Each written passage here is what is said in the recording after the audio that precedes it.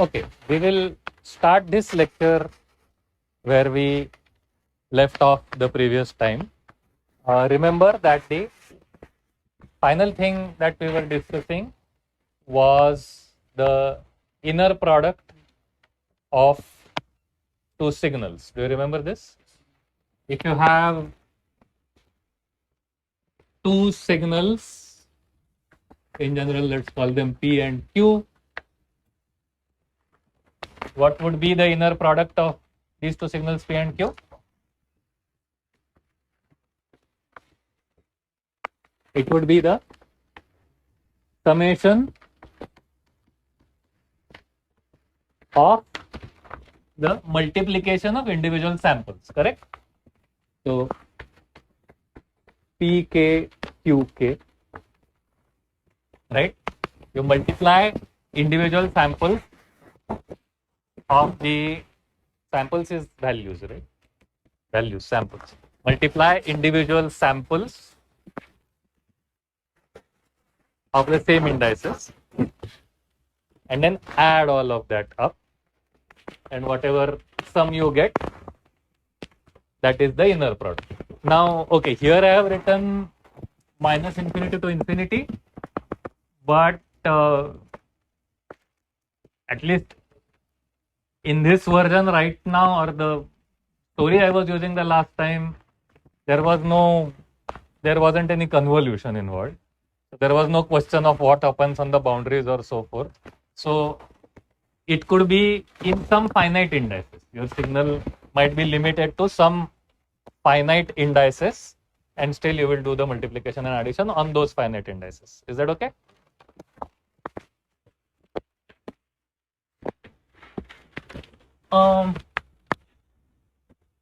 If I ask you about, this symbol itself, the inner product symbol, as a mathematical operation,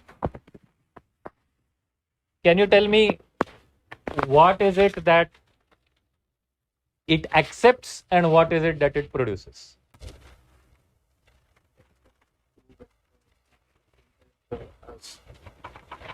Constant. I don't like the word constant. I don't necessarily like the word scalar either. Number, I like the word number. Okay? And I've explained why before. So, yes, takes in two vectors and produces a number. For us, since we are doing signal processing, the vectors will usually be signals. So, takes in two signals and produces a number. Okay. Now,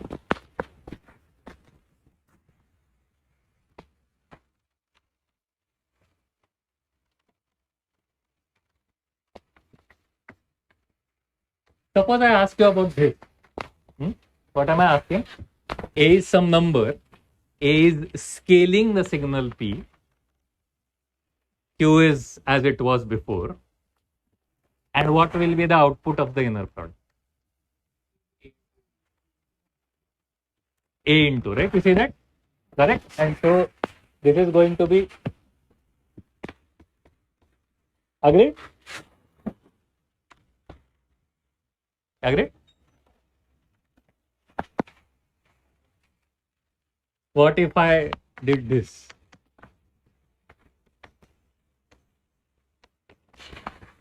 So what is this? So P is a signal. What is W? Another signal. It will have to have the same number of indices in it to be able to add, right? It will have to be the same vector space. Correct? Another signal with the same number of indices.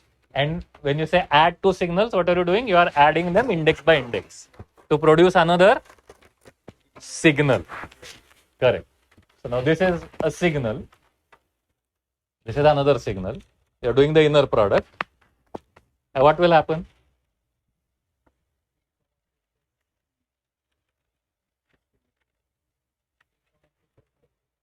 Yeah, but do you see that it will actually happen using that formula? Do you see that that is what will happen? Because you will get here Pk plus Qk, Pk plus Wk times Qk. Then you distribute Qk over Pk and Wk. Then you bring the plus out. and so you get two inner products, right? I hope if you have done the first homework, I hope now you start being able to do this in your mind as well. The homework, this lecture's homework will ask you to do this formula, right? So, yes, it's right. PQ plus W. what are these two properties? Linear. But they rather do look like the scaling property and the superposition property, don't they? So then is this linearity? And if it's linearity of what? Correct. Yes, it is linearity toward the first argument for a constant second argument. This is the right use of the word constant. Okay. If Q is not changing and only the first argument is allowed to change, then this mathematical structure becomes linear in that only argument which is allowed to change. Okay. So for a constant Q, this mathematical structure for a constant Q is a linear function.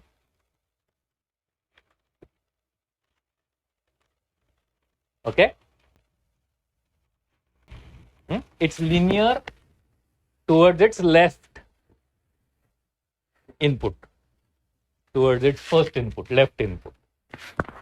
This is okay. Yeah.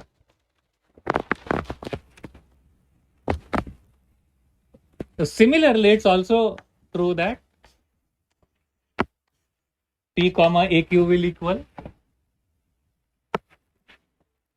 AP comma Q and P comma Q plus V will be P comma Q plus P comma V, correct? And so the inner product or the dot product or signal correlation, whatever you want to call this symbol, is also linear with respect to its second input. But it's linear with respect to its second input under the assumption that the first input is a constant. Okay. So such a function will not call it a linear function. Okay. For example, think about this. What if 2p comma 2q went in? What will come out? It will not be 2p comma q. It will be 4p comma q. So it is not linear to its inputs. It's linear to one input at a time. Okay. Under the assumption that the other input is a constant. This is important to remember. Okay. Some people will say that such an operation is a bilinear operation. Some people will say that the inner product is bilinear. Okay. Linear to each of its inputs separately, under the assumption that the other input don't change. Yes.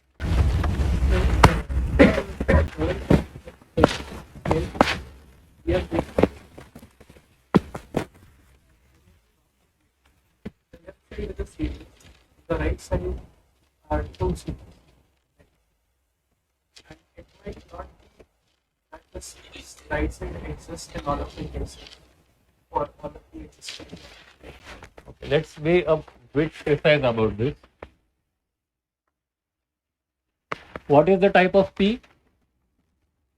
Signal. What is the type of Q? What is the type of P comma Q? It's a number. This thing is also a number. You add them together, you are adding two numbers to produce a number. Right? Now tell me where the issue is. Where is this series and it does not exist, and where did that happen? In what sense? It isn't infinite. Aha, in that sense. Correct. Yes. Yeah, no, you are right. Especially for minus infinity to infinity, that problem could occur. And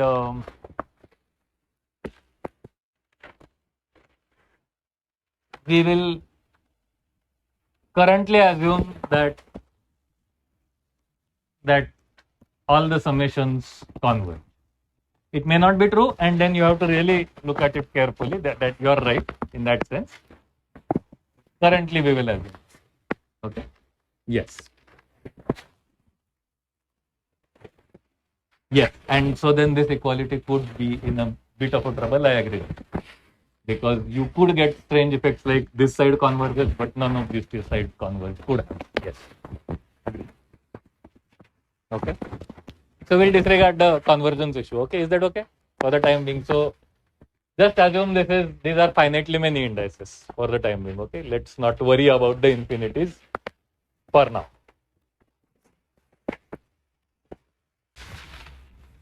Okay.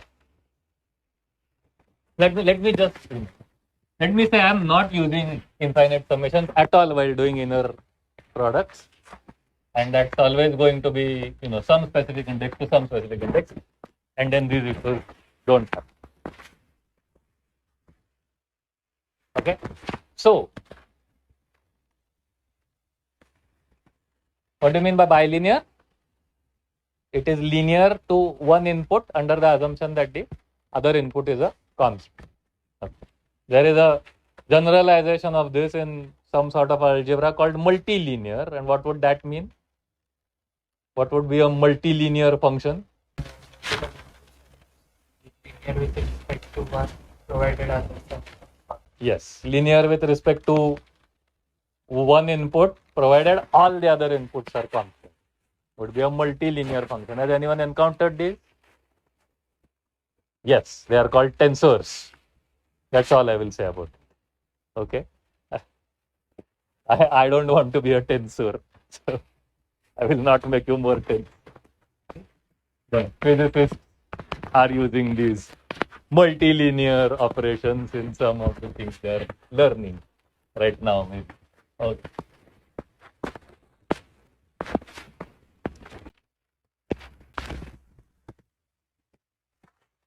Let's leave this aside for a moment.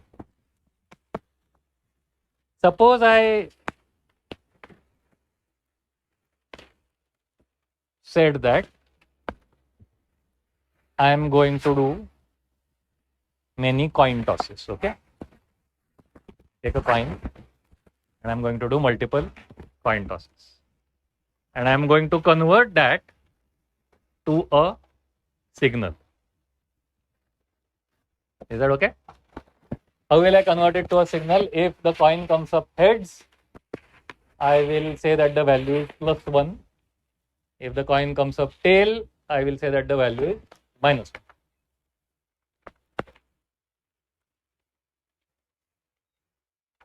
Is okay?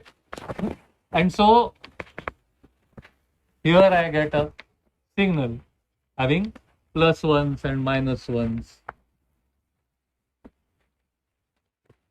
Okay. Maybe I do 1,000 such coin tosses. Is okay? Let's say I have a friend, and the friend also does the same thing side by side next to me, and he also does 1,000 coin tosses. Okay? And so that produces another signal.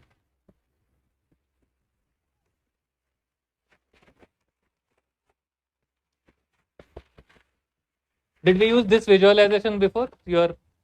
It's okay, right? I mean, this is your index axis and the length is your value axis. So +1, -1 is happening, right?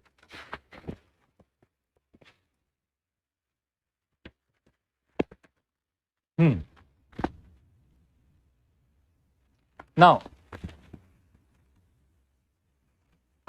if I were to create a third signal here, and this is what I am going to do. This third signal is going to be a pointwise multiplication of these first two signals.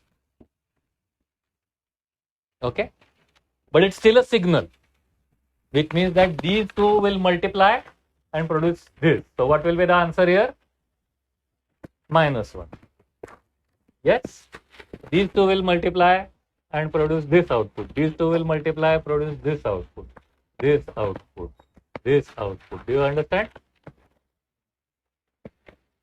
Okay? So the third signal is a point-wise multiplication, index-wise multiplication of the first two signals.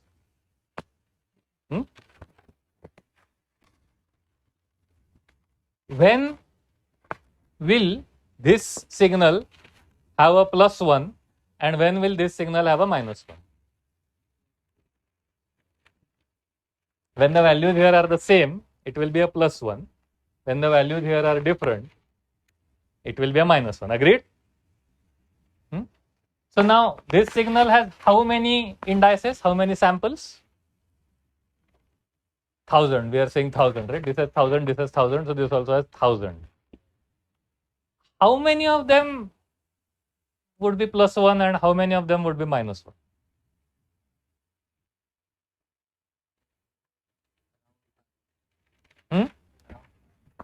Around 500 would be +1 and around 500 would be -1. Intuitively, does this seem okay? Why is this happening? One, coin is fair, and second,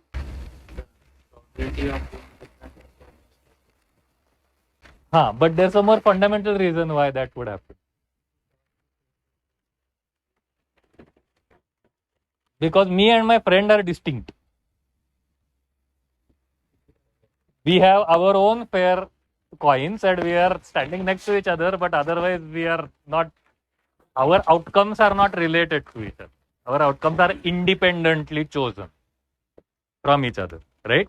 And so it is equally likely that our outcomes will match and our outcomes will mismatch, which means that there would be about equal +1s and -1s. Okay? Question? So now, if let's call this, let's say this is me, so you, this is somebody, let's not use it here. Suppose my friend is Nikhil, let's call him as Nikhil N. Right?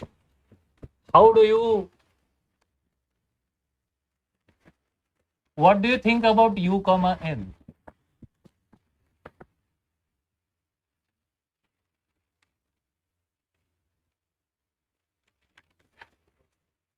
It's approximately 0. Yes?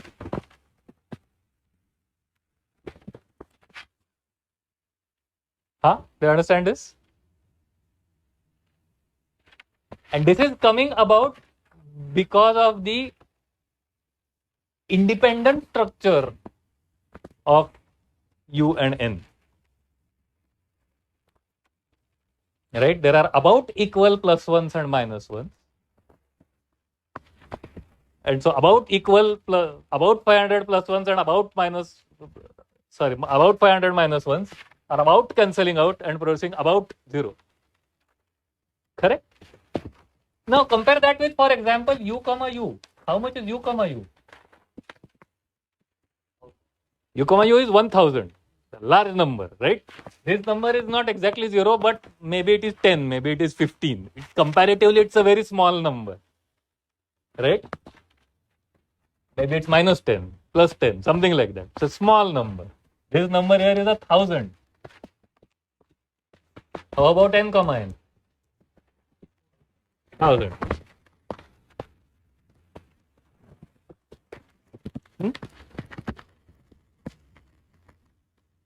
So, compared to these inner products, self inner products, the cross inner product U, N is almost 0.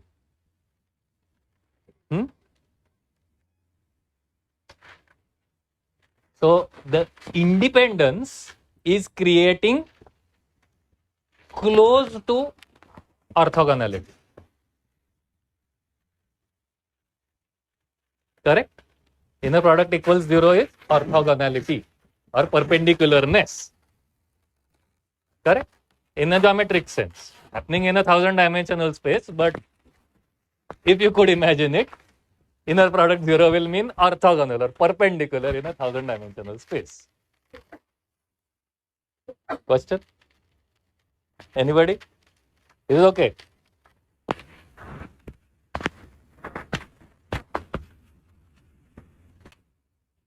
Now,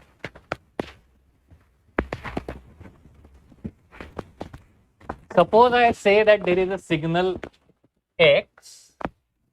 Okay. I'm going to take a signal. I'm going to build a signal X out of the signals U and N. And how am I going to do it? I am going to say that X equals some multiplier A times U plus some multiplier B times N.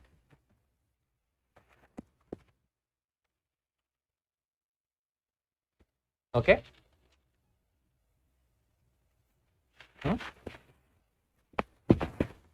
So maybe it is 3 times U plus 2 times N. 2 times U plus 3 times. 2 times U minus 3 times N. Whatever it is. Something like that. Okay? And so now that produces some, I'm not going to be precise, but it produces some signal. Correct?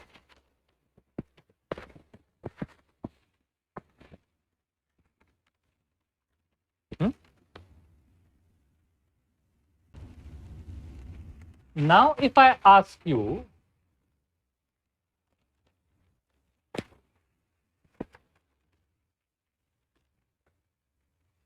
let's say, okay, what is the inner product of U and X?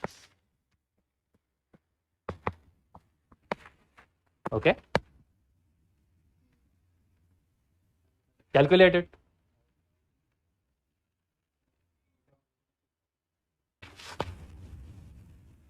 What is X? X is AU plus BN. So, UX is going to be U comma AU plus BN. Correct? Next step.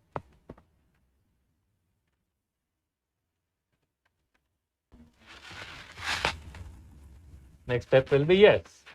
UAU plus UBN. Correct? Where did that come from?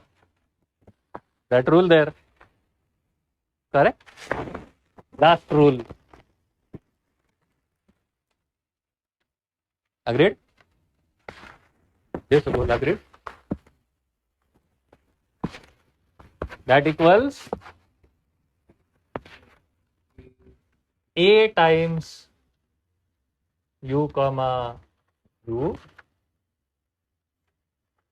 plus B times U comma N. Right? But U comma N is approximately 0. Right? And so this is approximately A times U comma U, correct?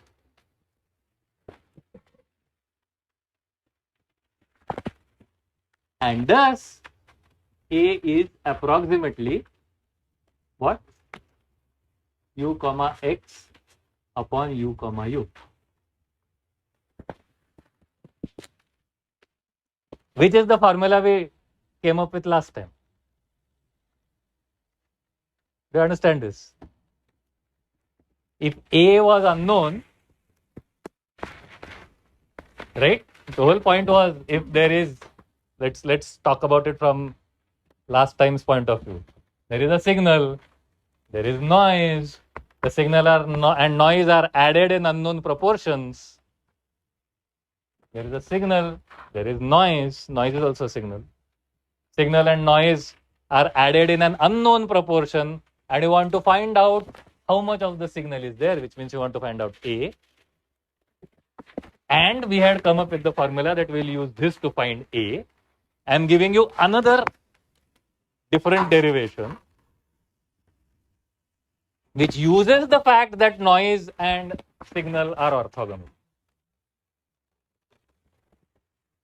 Okay? Which one? From here to here? Because u comma n is approximately 0.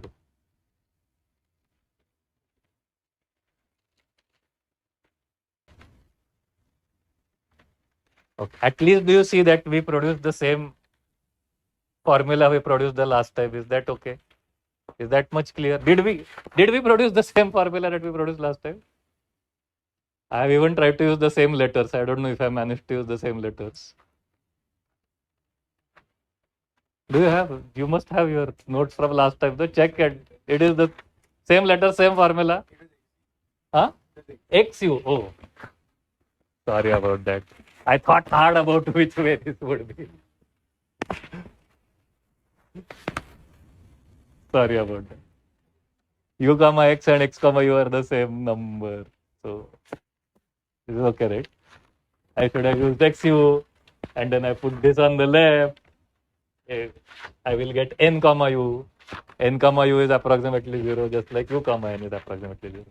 You do realize that p comma q and q comma p are the same number, right? The operator, the inner product operator is a symmetric operator.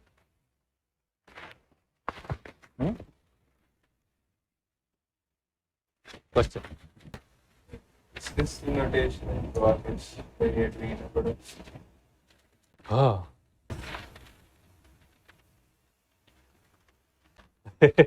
I have no idea what is. I don't think Process has an inner product notation. I don't think it does.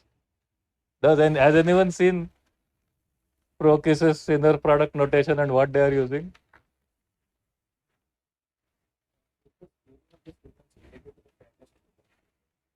We'll come to that. So I don't know what Process is using. I'll check this and let you know in the next tutorial what is Process's. But by the way, this is standard notation. Even if Process is not using it, the inner product notation is a standard note. And Process is teaching all of this. It might be using very different notation, but it does teach all of it. I will have to go and check. I have forgotten completely what their notation. Your question. No, you. Who asked the question? So now is the time I'll address it. Now ask it again. Asking whether the scaling of the signal is the No, so that's okay. Let me go a bit more general. So right now,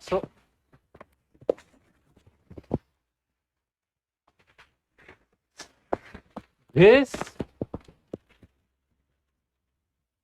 I kind of showed you in a very informal manner that if this coin toss and this coin toss are independent of each other, then their inner product as a signal will be close to 0. Okay. This turns out to be true under even less stringent requirements. They don't have to be coin tosses. The signals don't have to be plus and minus 1 value. So remember, I was saying informally last time that the door is not repeating my lecture. It's making its own noise. So there is a general idea of independence. We cannot make it precise right now because maybe towards the end of this lecture series, we will reach a place where we can make these things precise. But right now, so in general, if you're talking about sound or any other kind of signal, in general, it doesn't have to be limited to plus 1, minus 1. But if they are independently produced, have nothing to do with each other, then their inner product will be close to 0, even if they are not plus 1, minus 1 signals. Okay, so that is the more generalness of this. They don't have to be coin tosses. independence will lead to orthogonality. On the other hand, what you said kind of points to something. I'm going to say it informally and leave it. Let me put it in a different way. Suppose I had chosen, see, the encoding of +1 and -1 was up to me, right? Correct? Suppose I had chosen the encoding +1 and 0 for heads and tails. +1 and 0. And here also I use the encoding +1 and 0. Now can you approximate what the inner product will be?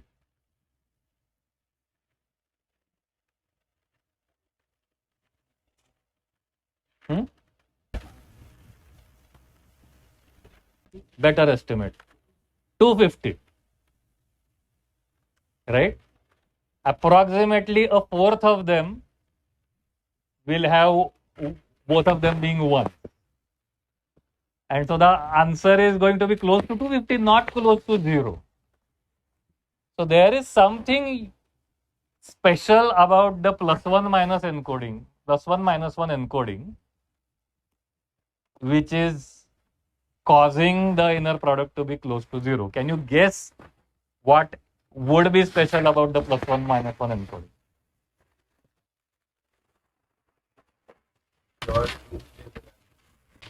Huh?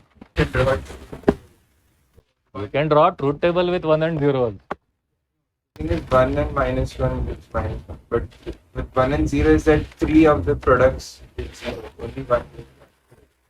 So if you're trying to put probability for an asymptotic case, then no variation of it.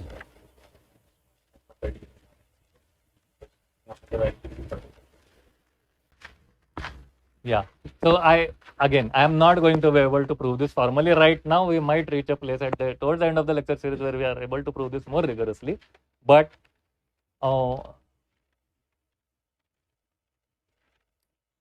the reason that the approximate zeroness works for the +1 -1 encoding of those coin toss experiments and the other encoding doesn't work is because +1 -1 is a balanced encoding. Right? It goes above and below the 0 line equally. Okay? We will not make it more precise than this right now. And someone used the word, I'll use the word, 0 mean. Okay? 0 sum. Okay? And so your encoding of a signal has to be a 0 mean encoding. Approximate 0 mean encoding for this approximation to be true. I will not make it more precise than this right now. I'm just trying to explain to you intuitively where orthogonality comes about or where it comes from and how our idea of leaving the least amount of noise is going to give you the correct answer because noise and signal are uncorrelated or orthogonal or perpendicular to each other. Any questions?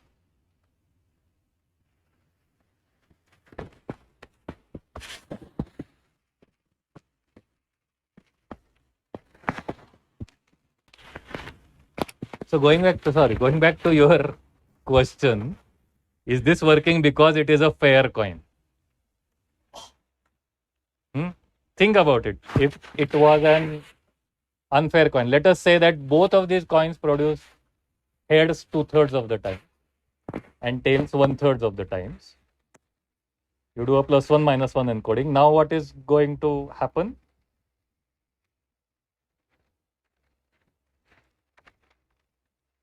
+1 is the 2/3 one, the -1 +1 is 2/3. That doesn't matter actually.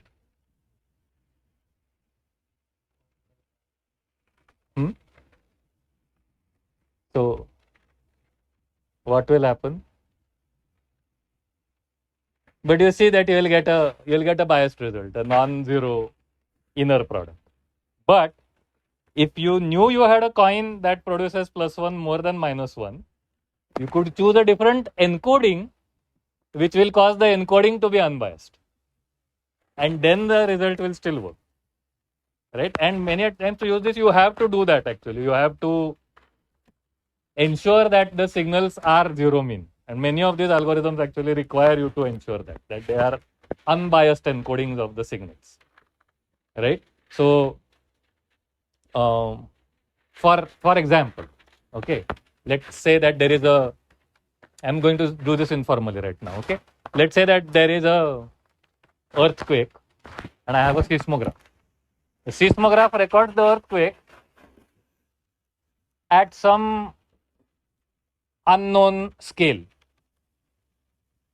And I want to recover this scale. Okay. Let us say I have both the signals. I have the earthquake signal somehow. Maybe it was captured by satellite. I don't know. Somehow. Earth science people know. And I have to give examples from all 5 of your background. So, and the seismograph is producing another signal. Correct? I have to say what is the best scale of this seismograph that matches the original earthquake signal. Correct? You see, you are doing the same kind of thing. Now, if the natural scale of the seismograph was, let us say, going from +3 to +20, that would be a bad encoding for our algorithm. What should we do then? Just, yeah, that's like the most simplest thing to do. Just take the average and subtract it and make it go down as much as it goes up. Okay? Good encoding. Do that to both the signals, then find the scale. Okay? Question?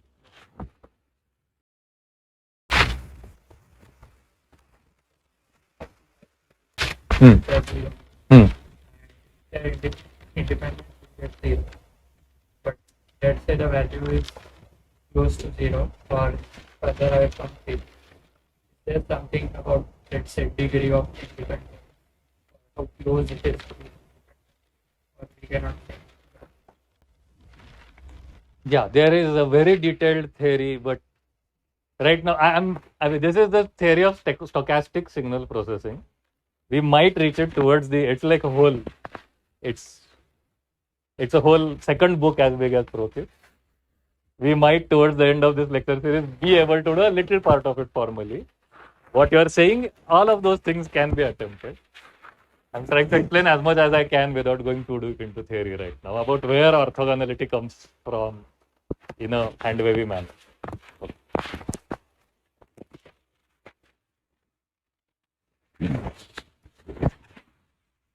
Okay. Now, we are going to add a little bit to the story. I am speaking. There is some noise. You were listening that day, right? Oh, he is still listening. Nice. He is listening. Right? Now, I am going to add one slight complexity. There is some delay between me speaking and him listening. It's an unknown delay. Okay? Okay?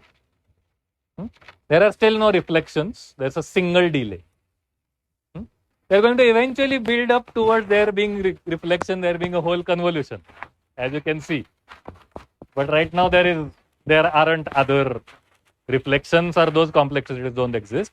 I am speaking, he is listening. There is some unknown delay, there is some unknown scaling factor, there is noise. You have the signal being produced by me, you have the signal being received by him. You do not have the noise signal. And you are trying to recover what? From this, what are the things that you are trying to now find? Trying to separate it from. You have the original signal. That's not what you're trying to find in this story. Scaling factor and delay. Shift. Okay? In general, mathematically, shift, because we are doing time-based signal, delay. Delay is shift, basically, right? Mathematically. Okay? Think about this for a moment.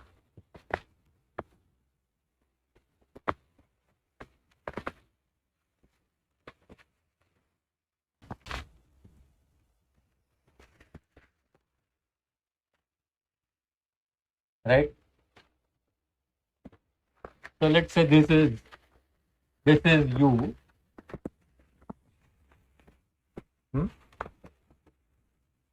I might sometimes start drawing waveforms like this. In your mind, imagine that they are built up out of lots of individual numbers, right? Lots of samples.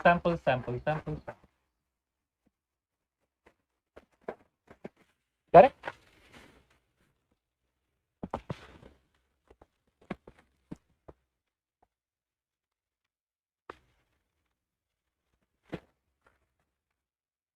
And this is what is received.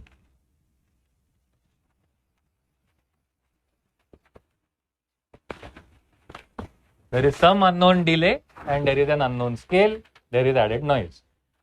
Correct?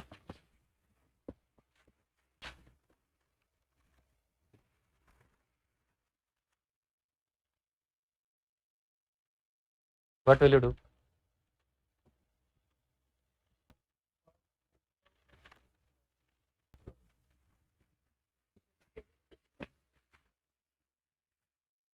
Okay. Why do you want to truncate?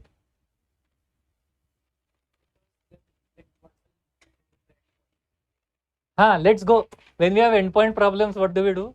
We do like the reverse of truncated. Just say there are infinitely many zeros on both sides. Right? Computationally, we'll have to think about how to do that, because in a computer you cannot fit infinitely many zeros. But right now, just for understanding, let's not worry about truncate. There's like zeros here. There's zeros here. Even on the other side, there's zeros. Let us, for the time. Of these signals, there will be a like on these values, there will be a peak and notch value where both of them align on.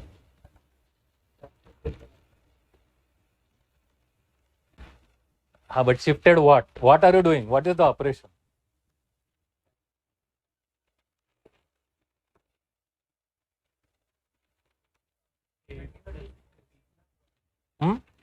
Inner product.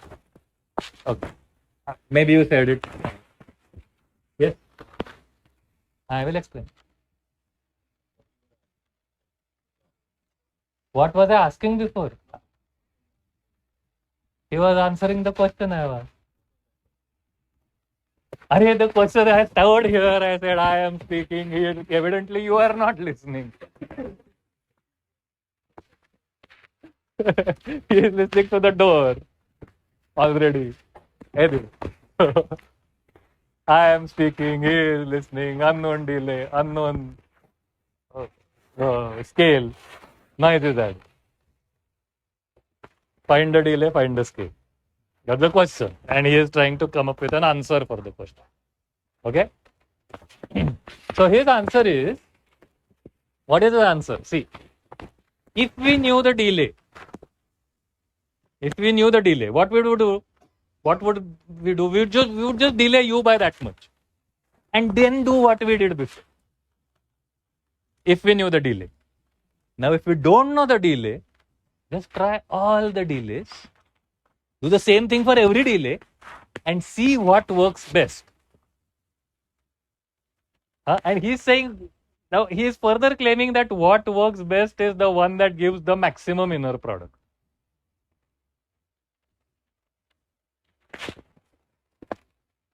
Right? I mean,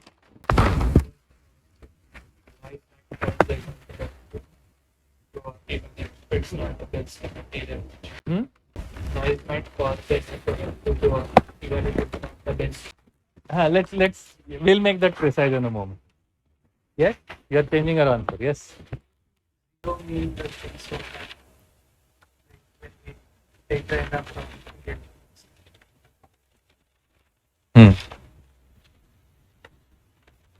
Yes, zero meaning will be important. You're right.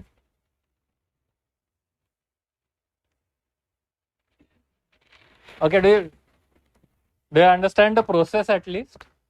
That you take the signal u, you take all of its possible shifts. For every shift, you calculate the inner product with x,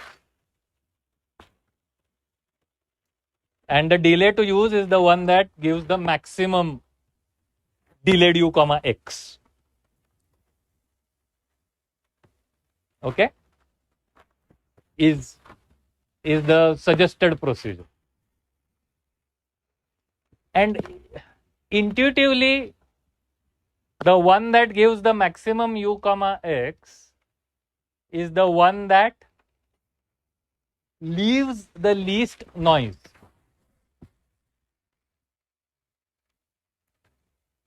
Okay, in the hope that where you leave the least noise, the noise that remains is orthogonal to the signal. Other places are not working that well because they cannot take out that much from x. They are unable to take that much out of x. The best delay is the one that takes the maximum out of x. Okay, we'll make this more precise in a moment. Is okay? Intuitively, do you start understanding this?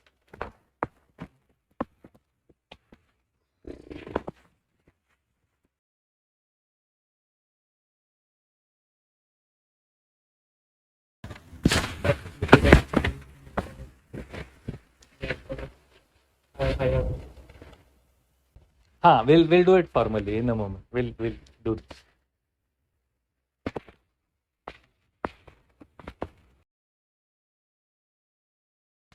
So mechanically, let us first see. I mean, mechanically, as in just as a computer program. Let us first see exactly what is happening. Okay. You are computing many inner products, correct?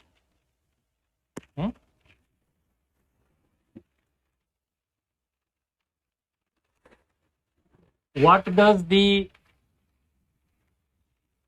nth inner product look like?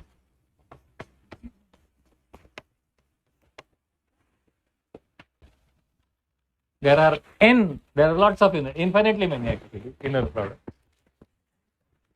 What does the nth inner product look like?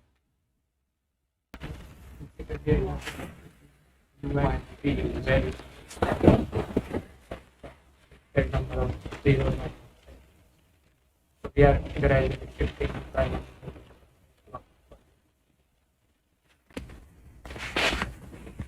Yes, correct. So the nth inner product will take u and shift it by the amount n.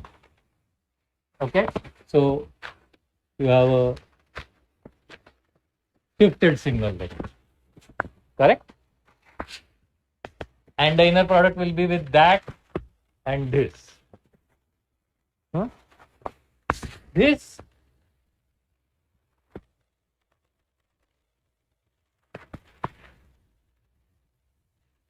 u, okay, let me give that thing a name.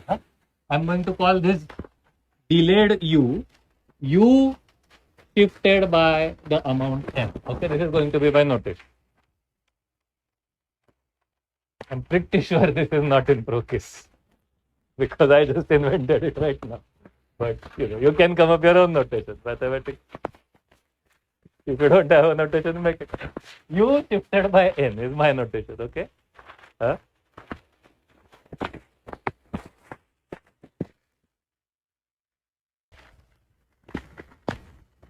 What is the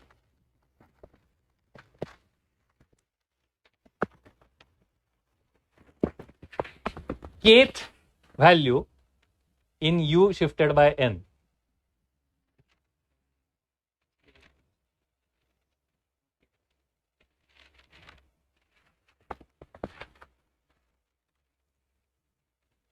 Is it plus or minus?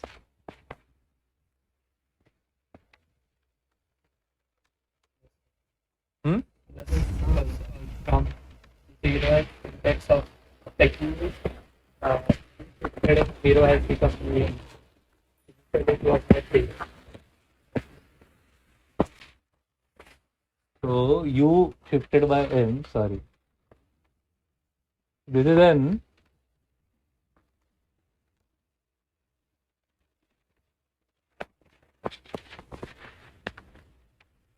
U of k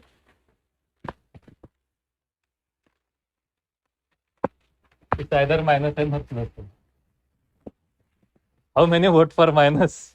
We are going to go with the majority. Raise your hand high so I can see it.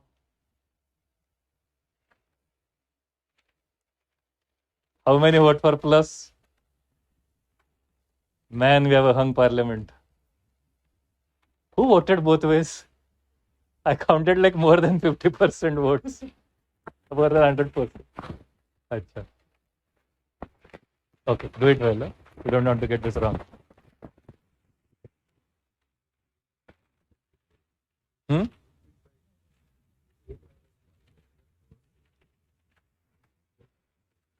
If you shift it by 1,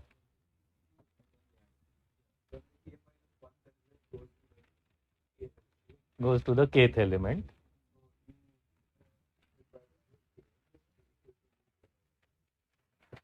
And so your vote is for minus, the one I have written. It really depends on the axis, right?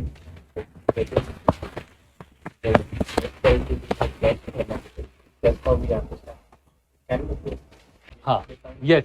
So in our notation, if you shift to the left, we will say that we are shifting by minus n right now. So we don't have to change the notation. Right? That minus and this minus sign together will, sorry, I shouldn't say. We will say that if we shift to the left, we will say that n is a negative number. That's a good way of saying it.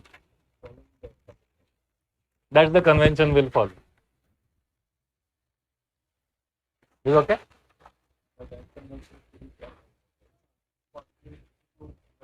Huh?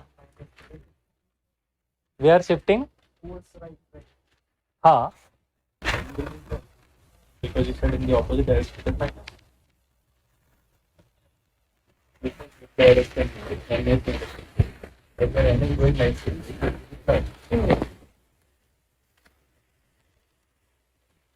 left main, you said your n is minus. Yes or no? Yes. And your n is going in the right direction. N is minus, as in n is a negative number on this side. Correct. Yeah. You are saying your n is going in, like shifting it in the right direction. In the right direction. Then what will it be? It will be a positive number. And so you subtract it. That he was satisfied with that. I am a genius.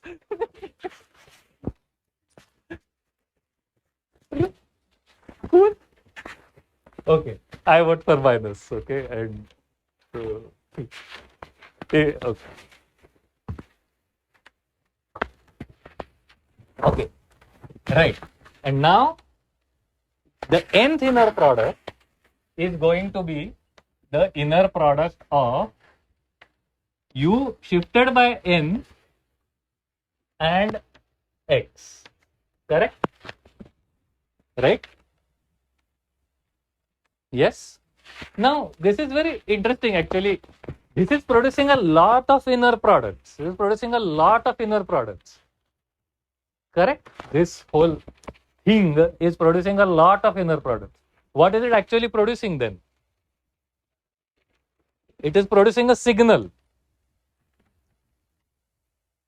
Correct? It's a signal indexed by the amount of delay.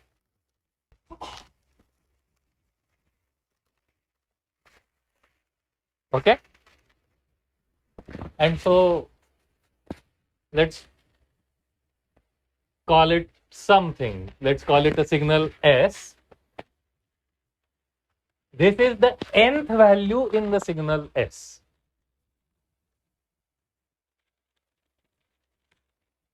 Okay?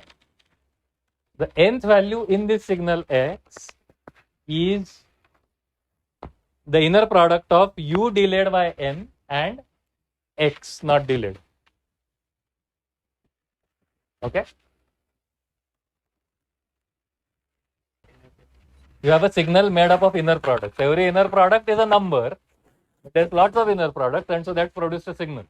Correct? And so we are looking for the maximum n, as in this signal we are looking for a peak now. Yes? And wherever that peak has a maximum, that is the best delay, that is the best fit. That is where it fits the best. Okay?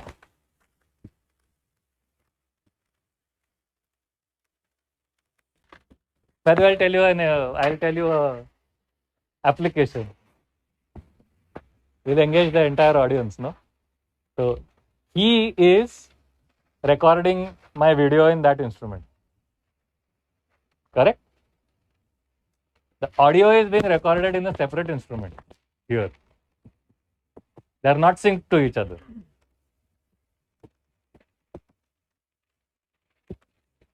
Now poor fellow, he has to go home and sync them to each other.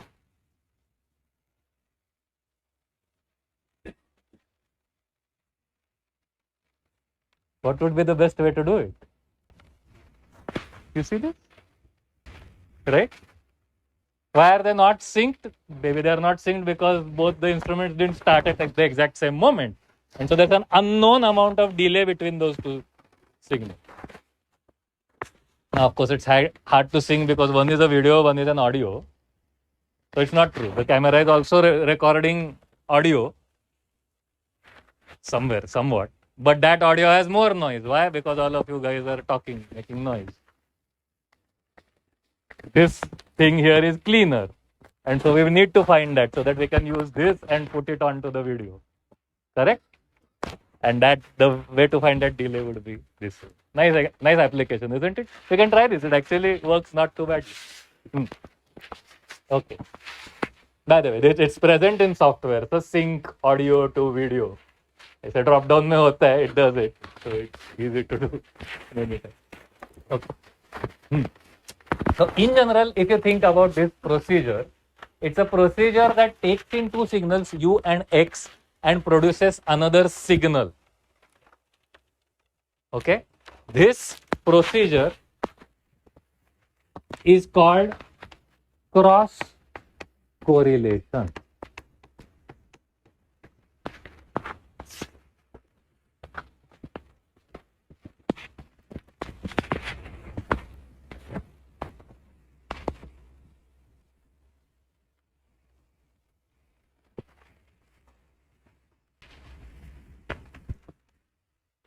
And what will be the formula? Summation I going from? No, not I. What is it? K. Let's do K. K going from minus infinity to infinity. U shifted by n kth sample multiplied by x the kth sample. X the kth sample is just xk. What is the kth sample of u shifted by n? uk minus n. Okay. So this is the formula for cross correlation.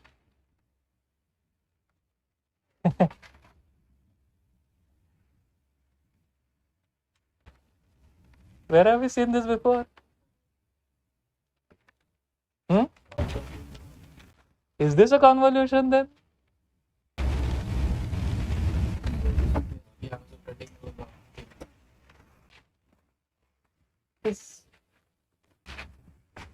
There is something slightly different. Look up your convolution formula. There is something slightly different. It would be xk un minus k.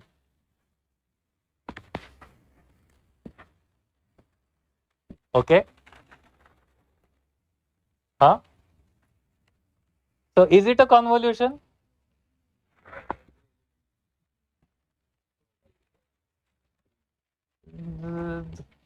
No, that's not the reason. It is a convolution, but with u flipped like this, so that n minus k becomes k minus n. Right? Huh? Another way to think about it is a convolution, but with u being the gather rule, not the scatter rule, not the spreading rule. And that makes complete sense, doesn't it? I mean, think about it.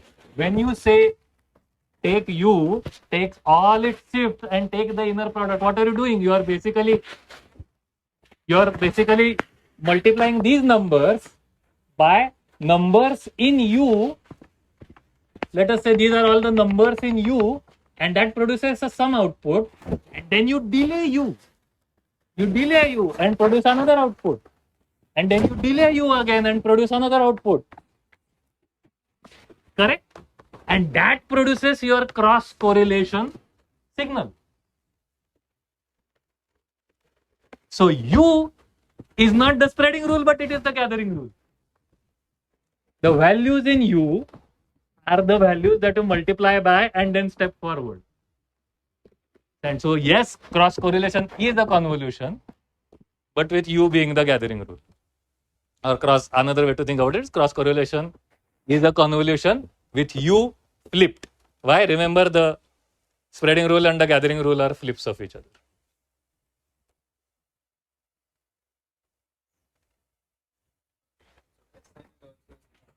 Sn is a signal, which is the output of cross correlation. So cross correlation takes two signals and produces a signal.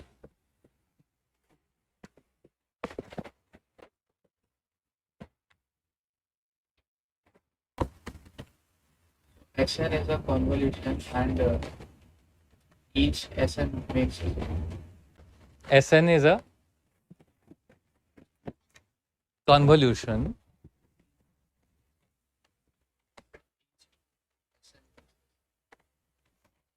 No. S is the output of a convolution. S, the signal, is the output of a convolution of two signals, x and flipped u. Right? And Sn is the nth value in the signal S, or nth value in the sequence S, which is calculated using this formula. Make sense? Okay.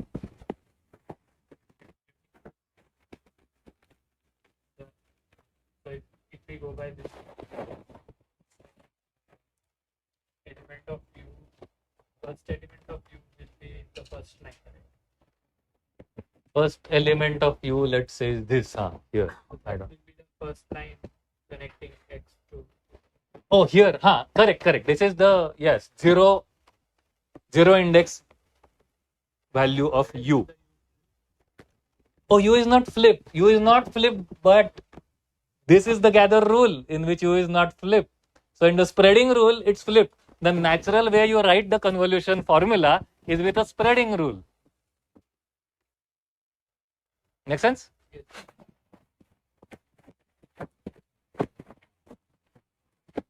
Okay. After the break, we are going to start delving into the possibility that there are now multiple echoes from multiple walls, which means that there are multiple delays and multiple scales all occurring at the same time, and we are trying to recover all of that together. We'll start discussing that. 5-minute break.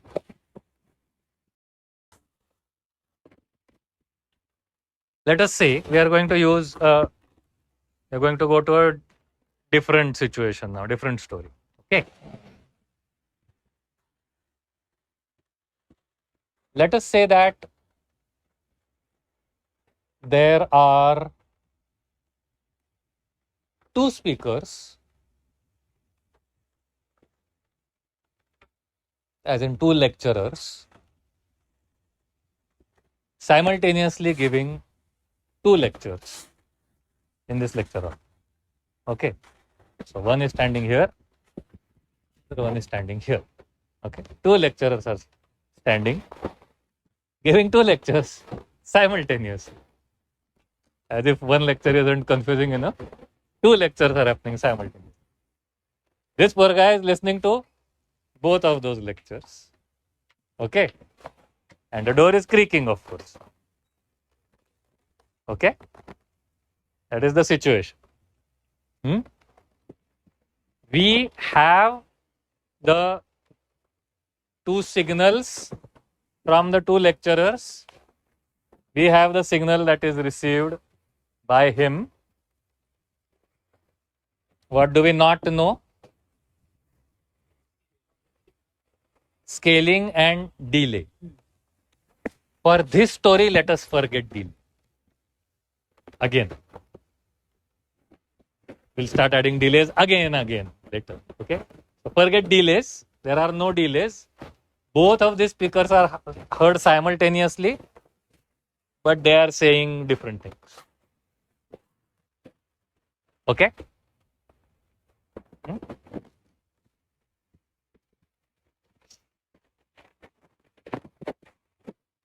So now the question is, so the delays are gone. So we are going to try to recover the 2 scales. Is the problem understood?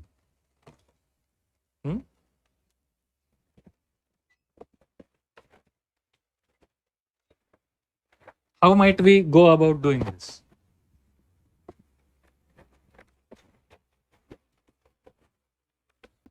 Inner product with the individual lecture. With the 2 individual lecturer signals, and that will give us the scaling, is what you are claiming. Okay?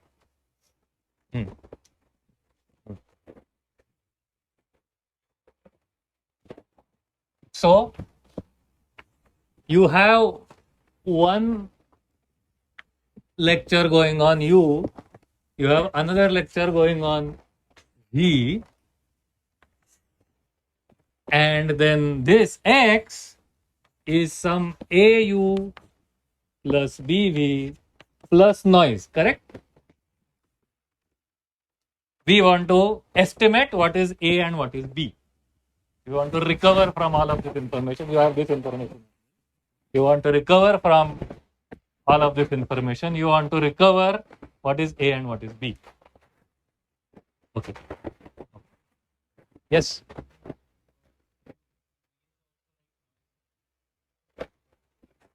Now that's a good question.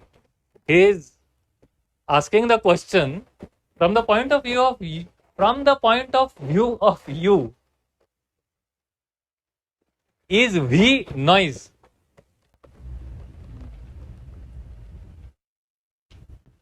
Is the question. Why is this question important? Why is it important to you?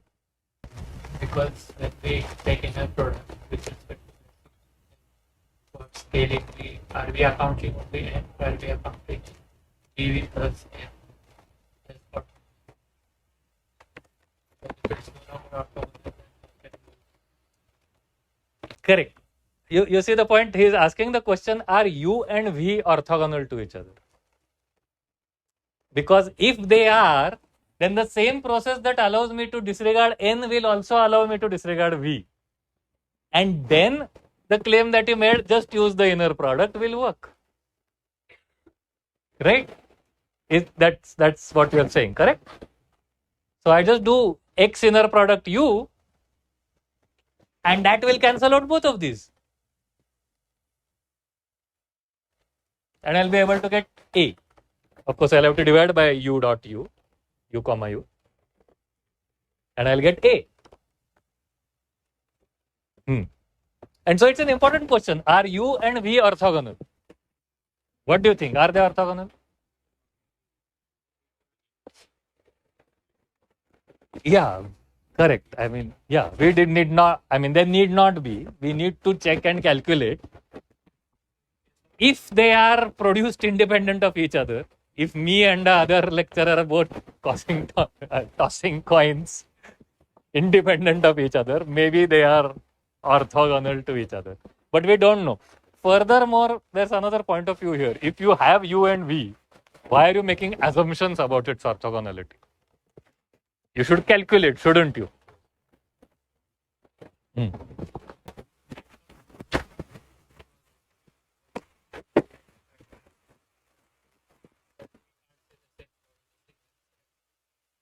But we can't say the same about. Yeah, correct. Yes. Whatever is not expected, Yeah. we didn't have concrete notion of noise, but now we have a given speed. Yes. Yeah. Maybe this other the lecturer standing right beside me is saying almost the same thing I am saying. Maybe we are just speaking in chorus. I don't know. Maybe that's our lecturing style. That's the lecturing style. Then maybe what we are saying is not uncorrelated anymore. Yeah. Maybe you are Julius Caesar. That's why you are seeing two of me. Anyway, that's let's say there are two. Okay.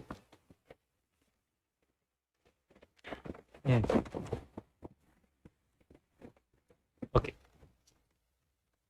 For a moment, if I disregard V and just come back to my original story of scale U to match X,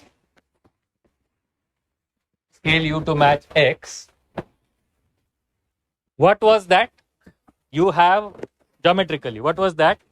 You have a vector U, you have a vector X, you have a vector U, you have a vector X, and you are trying to find a vector in the direction of U that comes closest to the point pointed to by X. Geometrically, you remember this? Correct? And that turns out to be dropping a perpendicular. Correct? And so what remains is orthogonal to this. Now, this whole thing is actually happening in a high dimensional space. In a what? How many dimensional space?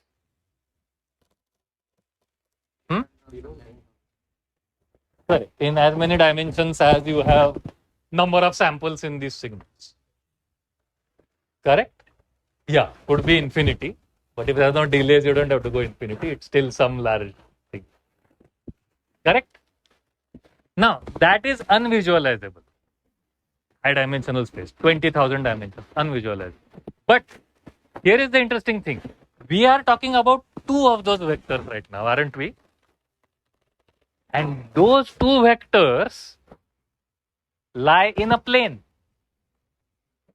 in this 20,000 dimensional space. And do you know what that plane looks like?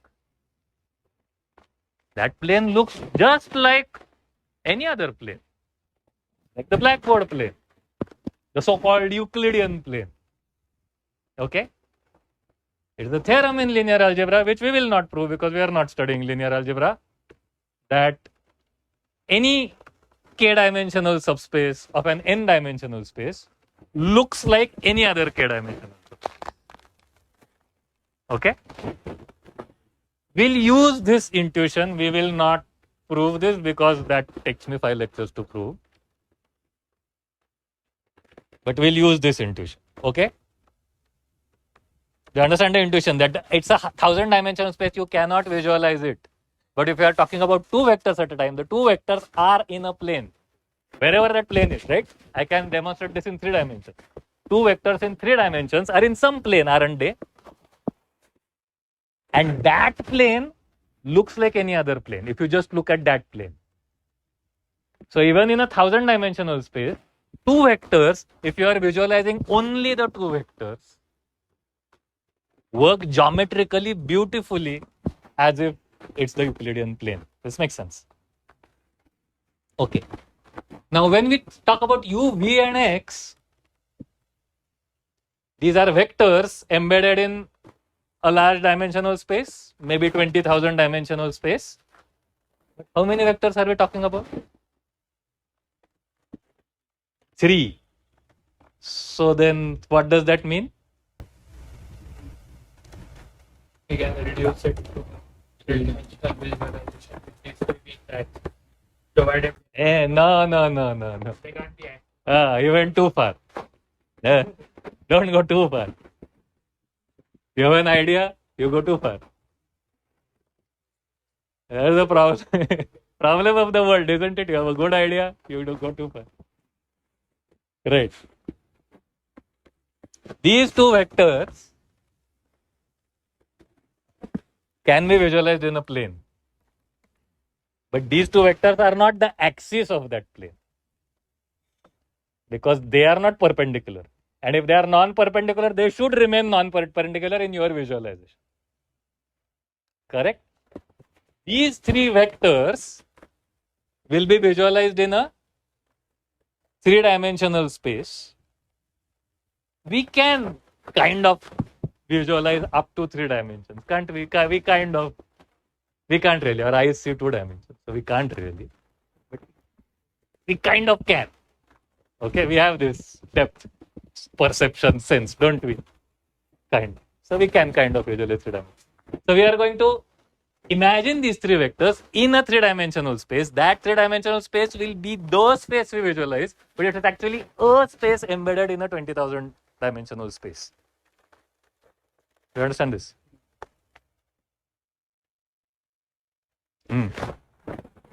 And so in that space now again, my blackboard doesn't even have 3 dimensions, unfortunately. So I'm going to draw a 3-dimensional diagram in 2 dimensions. Okay? So let's say there is U. Let's say there is V.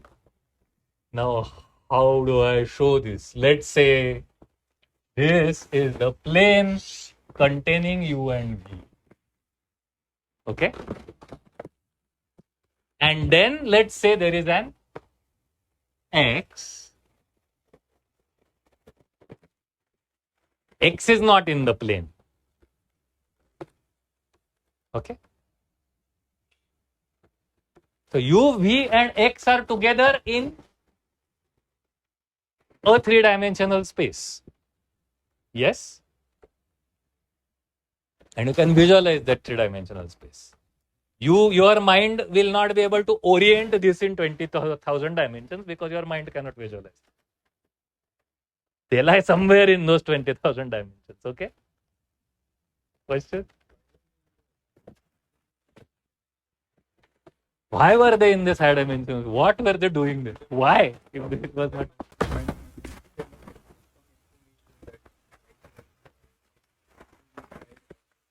Yes, and what's the information in the higher dimensions? The signal itself. What? Right? Every value of the signal is the information in the high dimensional space. These 3 dimensions don't have all of that information in. These only have the information of what is their relative geometry to each other.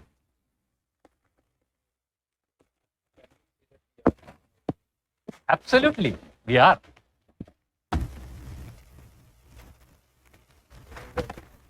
It is very harmful.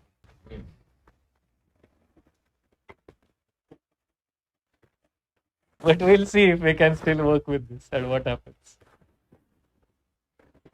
And we'll see where that information is not enough and what to do about it. We'll see that. Okay.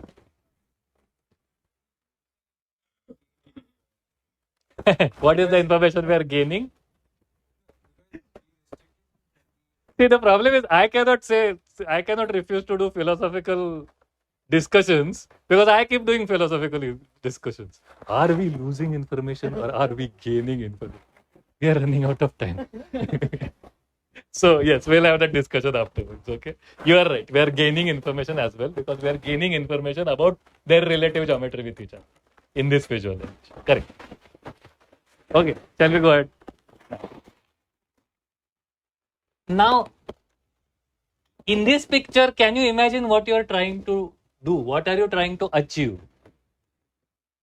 You want to find this. You want to find A and B. That's still your job. What are you trying to achieve?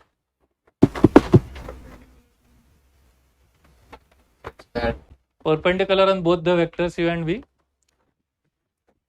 Think about it. Where are the scales of U? Along here, right? So these various vectors even on the other side here. So this line here is a line created out of the scales of U. Where are the scales of V?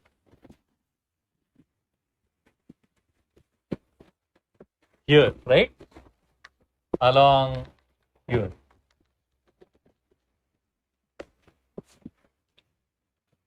Where are the vectors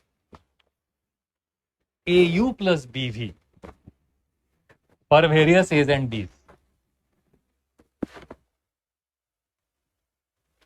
They are there in the plane. Where in the plane? Everywhere in the plane. Where in the plane? Everywhere in the plane. Everywhere in this plane, the plane that has U and V in it, every point in this plane is a point that is some scale of U plus some scale of V. Do you see this? Let us make that plane vertical for a moment. Put it in the blackboard. That plane is now in the blackboard for a moment. Here's U. Here is V. Can you see that every point can be reached by some amount of U plus some amount of V? Right? How will this point be reached? This much U and this much V. How will, say, this point be reached? This much U and this much V. Do you see? You can draw a non-orthogonal graph paper of U lines and V lines. Like this. And you can see that that graph paper reaches everywhere. And that means that going along U and then going along V will make you reach everywhere. And so, all the scales and sums of U and V together are exactly all the points on this plane. Among all of the points on this plane, what is the point that you are searching for?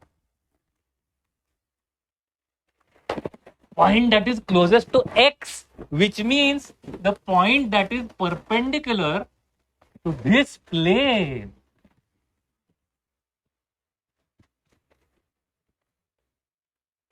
Okay? That is the point that you are searching for.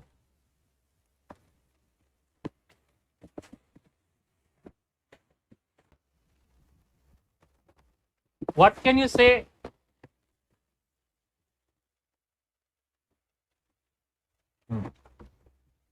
So now what is this point here? This point is AU plus BV for the best A and B to use. Whatever remains is our remaining noise. Right? And let's label it N. And it's our assumption that the actual noise is this much. Noise is independent of these two people. They might be dependent on each other. Noise is uncorrelated to both of them. Okay?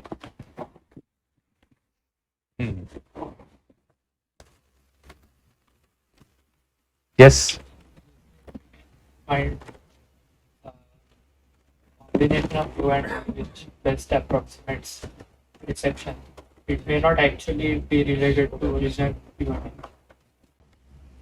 You can find a, say that again. A and T, such that it best approximates. A combination of? So what I'm trying to say is maybe in reality is 10 times U plus 15 times V, but it's similar to 5 times U plus 20 times V, and we can't really distinguish between these two.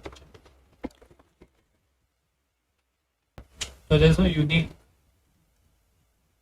uniqueness of the U and V signal is not retained by receiving. Is that going to be a problem? That's a good question, which unfortunately I'll have to not answer right now. It takes 5 minutes.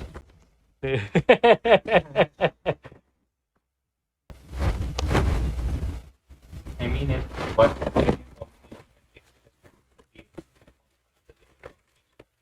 then it can make sense. So simple answer is, as long as V is not itself a scale of U, the problem you're talking about doesn't happen.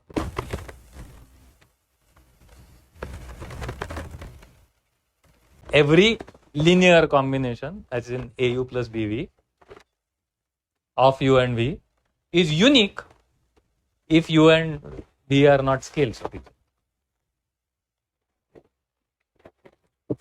And you can see that from this graph paper here that we drew. That every point here can be reached and can be reached only as a unique linear combination of U and V. The only problem happens when the graph paper collapses, which happens when U and V are scales of each other.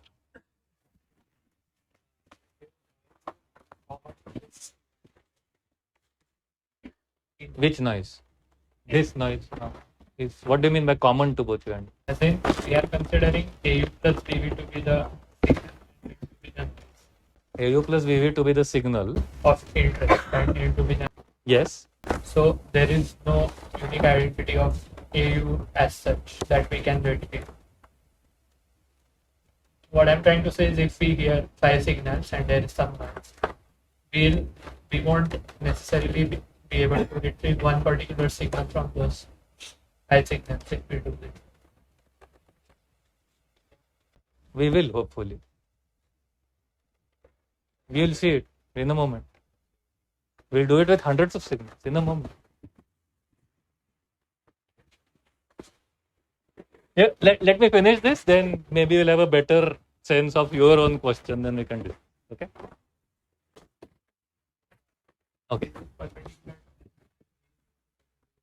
I have not said that yet, but I will say that in a moment. Yes. And that was my next step. Thank you for the next step. So n is perpendicular to the entire plane, correct? Specifically, n is perpendicular to U and perpendicular to V.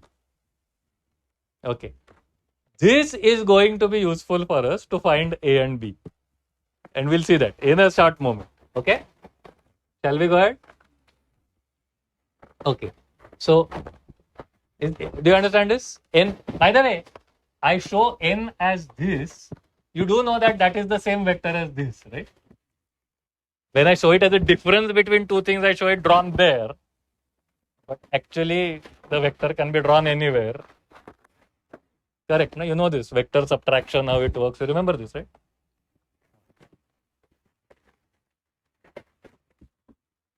So, what is n comma u?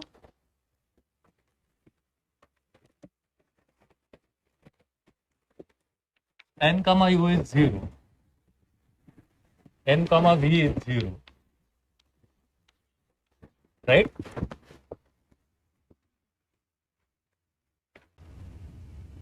Okay. There are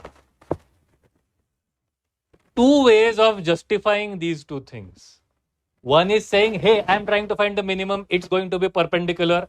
That's where these formulas come from.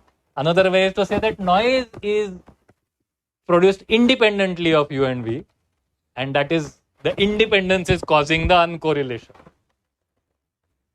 Correct? As we spoke in the beginning of the lecture. Okay. What is n? N is x minus AU minus BV. Okay? Substitute, calculate.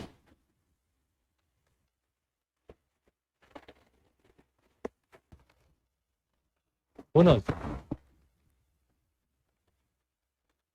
We are just Alice in Wonderland, right? Rabbit went, we go behind it.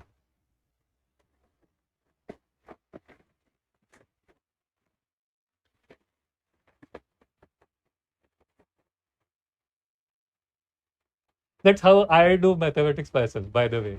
I set up a problem, I just start calculating. Who knows? Sometimes something comes up.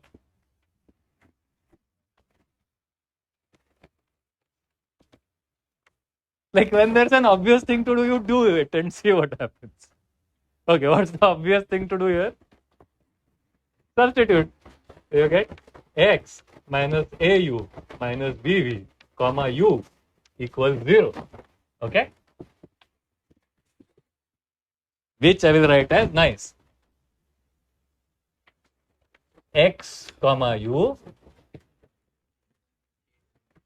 minus a times u comma u minus b times v comma u equals 0. Okay. I am going to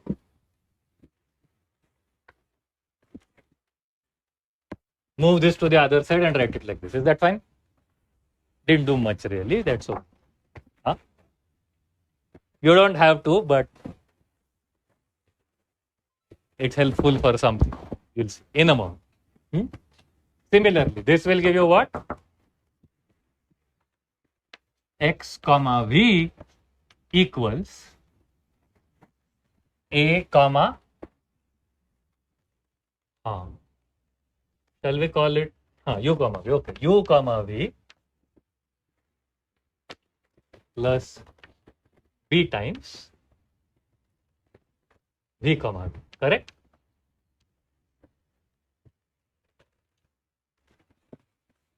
Oh, look at this. This is beautiful.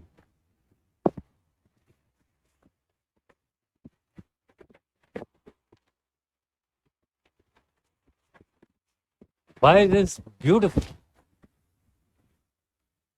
Because of my handwriting, obviously. But beyond that,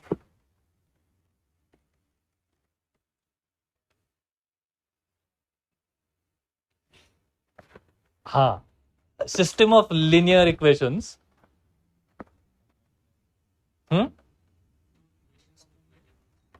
Two equations, two unknowns. Who are the unknowns? A and B. Why are they the unknowns and other so many things written here not the unknowns? Correct. And that's why it's beautiful. Because apart from A and B, you know everything. You know U, you know V, and you know X. So you know the inner products. You can calculate them. Now, calculating these inner products does take us back into the 20,000 dimensional space. Remember this. Okay? And the actual inner product here will have to be calculated without losing information. But my geometric inspiration from 3 dimensions is perfectly right because the 3 dimensions are fit beautifully inside the 20,000 dimensional space. Okay? Correct. And so you know all of these numbers. You do not know A and B, but you have 2 unknowns, you have 2 equations, they're linear equations. You know how to solve them. The system of linear equations with as many unknowns as equations. You solve this system of linear equations, you get out A and B. Correct? And those are the best A and B to use. Write this. We have achieved something very nice and I'll explain it in short.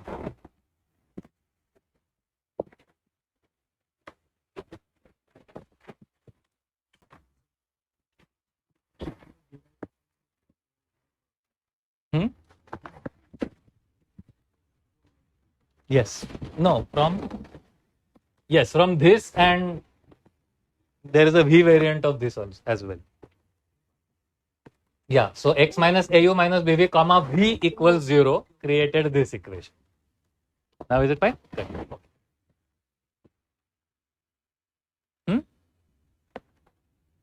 Okay.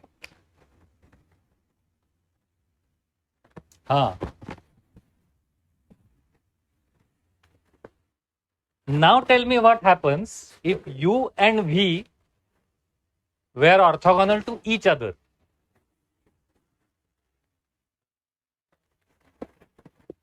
This term becomes 0 and this term, the anti-diagonal terms become 0. Correct? And so now, how much is A? XU divided by UU, which is back to the original formula, which is the precise mathematical meaning of what we intuited a while ago, that if V is orthogonal, then V is also noise, then A should be what we calculated before. We saw that happen. Amazing, isn't it? Correct? But in general, if U and V are not orthogonal to each other, then this still works. This is the correct way to find A and B. Okay.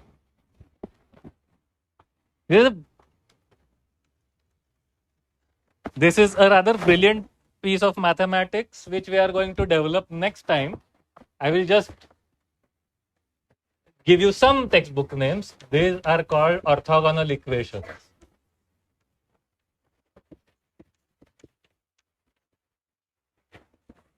For obvious reasons. They come about from the orthogonality of the noise with respect to whatever you are using to estimate the signal itself. Okay? And there is some other very beautiful linear algebra which I will explain next time. You have to wait for the next time. But let me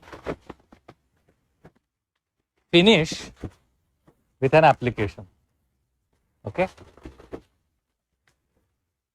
In fact, two applications.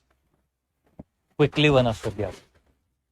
We'll do that formally next time again. Okay. Now, I am speaking. The other lecturer is gone. I'm the only one speaking. He is listening. Other students are gone or not gone. We don't care. And there are walls. Now there are walls. Okay? Speaking, he's listening. There are walls, there is the door creak.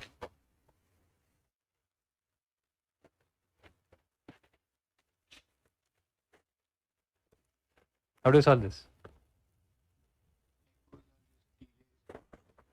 Echoes are just delays of this signal. Let's say you have just my signal. But if you have just my signal, you do have all the echoes, right? You have all the possible echoes. What are all the possible echoes? All the possible delays of my speech signal are all the possible echoes. His received signal is a summation of scales of all of these various delays and an unknown amount of noise and an unknown noise signal. Correct? Now, if you knew my signal, the spoken one, and if you knew his signal, the received one, can you find the convolution between my speech and his reception?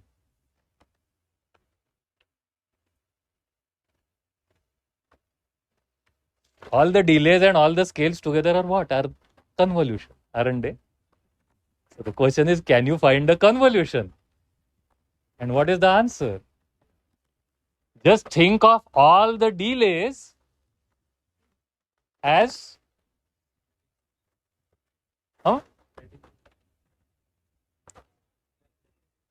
just think of all the delays as lots and lots of lecturers standing here and giving out the same lecture, like one sample later, two samples later, three samples later, and so on.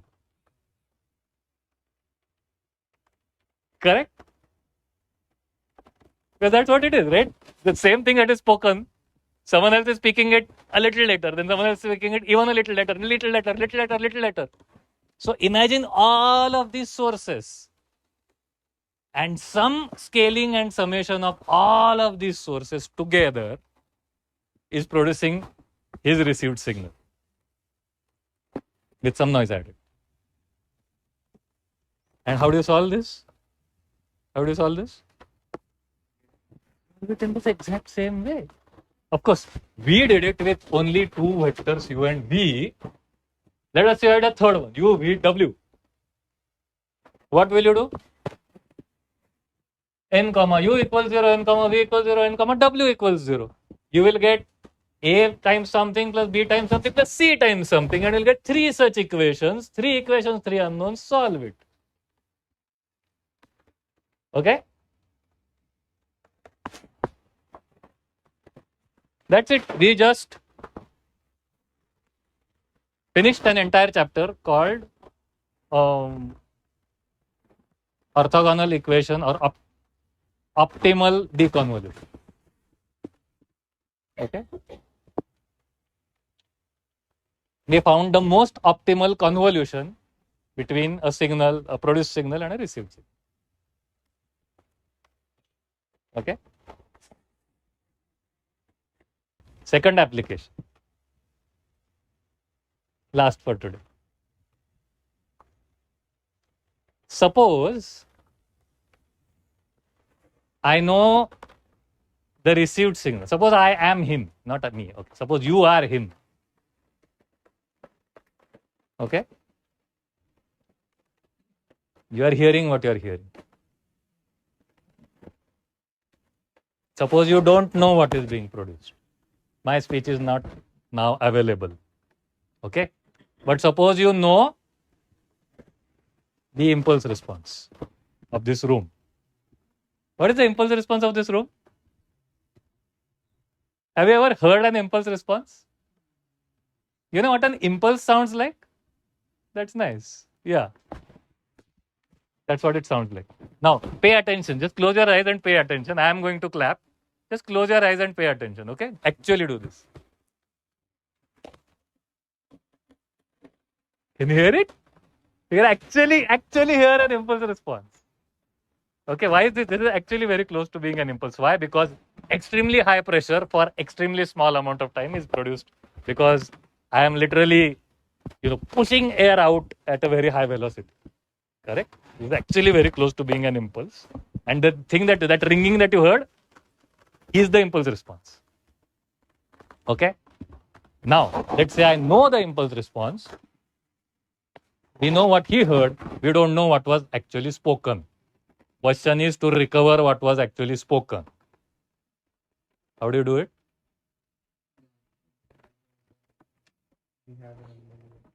That's the same problem as before because of commutativity of convolution. Okay? So, signal recovery with a known impulse response and impulse response estimation with a known input signal are the exact same problem because input signal and impulse response can be commuted because x star f equals f star x. Okay? We finished another chapter.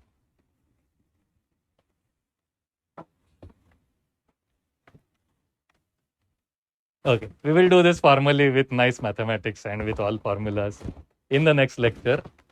And then we'll go on and see other beautiful things of convolution specifically. Thank you very much. I will see you next Thursday. There is no tutorial in the coming week. There will be a tutorial in the week after that.